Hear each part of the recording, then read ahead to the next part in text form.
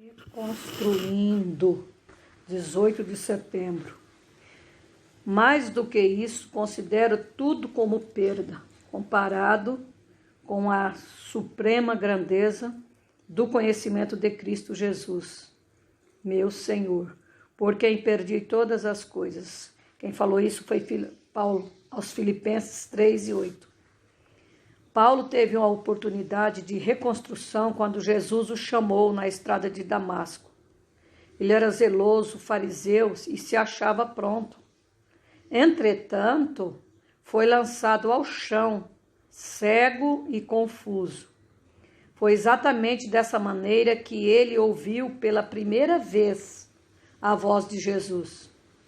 Paulo descobriu a plenitude de Deus, incapacitado pela perda da visão. Ele perdeu temporariamente a autonomia e começou a depender de outros para quase tudo.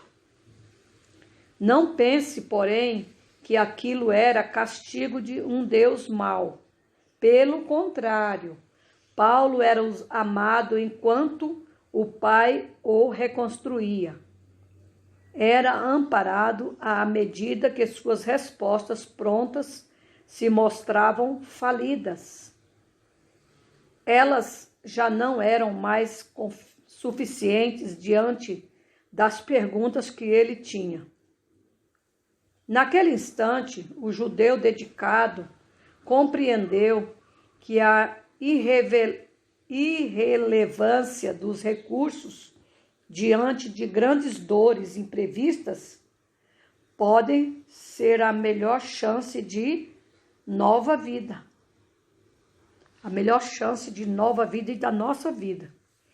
Se você também sente que Deus está reconstruindo sua vida e moldando-o conforme o querer dele, saiba que ao fim desse processo, já não sentirá falta da antiga maneira de viver, mas se regozijará pela vida plena, que só experimenta quem teve um encontro pessoal e real com o Senhor Jesus, o Salvador. Senhor, remove de mim tudo que não te agrada e inicia uma reconstrução total na minha vida. Nessa tarde queremos meditar nesse acontecimento de Saulo no caminho de Damasco. Ele era zeloso, ele era perseguidor dos cristãos e achava que estava fazendo certo, segundo o seu conhecimento, as suas experiências. Mas Paulo recebeu aquele encontro, ele ficou cego temporariamente por um propósito do próprio Deus, do Pai Celestial, para que ele pudesse ter um encontro real com Jesus, com o Salvador. Daquele dia em diante em que ele foi tocado em suas vistas, que caiu por terra e ficou dependente totalmente de Deus e das pessoas, ele recebeu nova direção. Ele foi usado por Deus de uma maneira tremenda para levar o evangelho de Deus a muita gente. Foi um grande homem de Deus. E ele morreu combatendo o bom combate. Ele mesmo declarou em sua morte: combati o bom combate, acabei a carreira e guardei a fé. Essa é uma frase que todos gostariam de falar no final da carreira, que combateu o bom combate, que muita gente combate, mas não é um bom combate.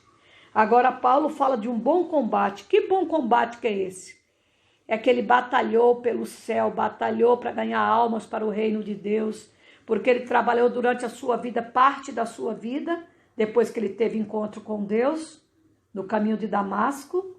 Ele teve um encontro pessoal com Deus e a partir daí ele virou uma nova criatura, uma outra pessoa que sofreu pelo nome de Jesus, pelo nome de Deus, para ganhar almas para o reino de Deus. Então, ele pôde falar com toda a propriedade que ele perdeu tudo. Ele falou aqui em Filipenses 3:8, dizendo assim: Mais do que isso, considero tudo como perda, comparando com a suprema grandeza do conhecimento de Jesus Cristo, meu Senhor, por quem perdi todas as coisas. O que ele disse que perdeu todas as coisas? Porque ele era um homem que tinha privilégio onde ele estava, por fazer o que ele fazia. As pessoas que estavam com ele aplaudiam ele pela coragem dele de perseguir, de correr atrás, de passar por dentro das casas das pessoas, de matar, de esfolar. Então as pessoas achavam ele um grande homem.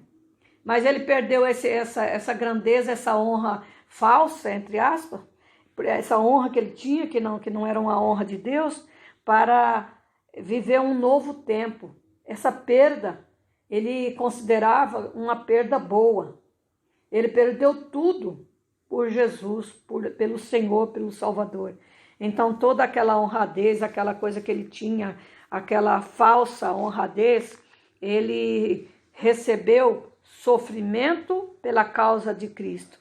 Então muitas vezes nós achamos que no mundo a gente vai ter honra e tantas coisas de que se orgulhar, não é? Mas se alguém se glorie-se em conhecer a Deus. Essa é a palavra de Deus.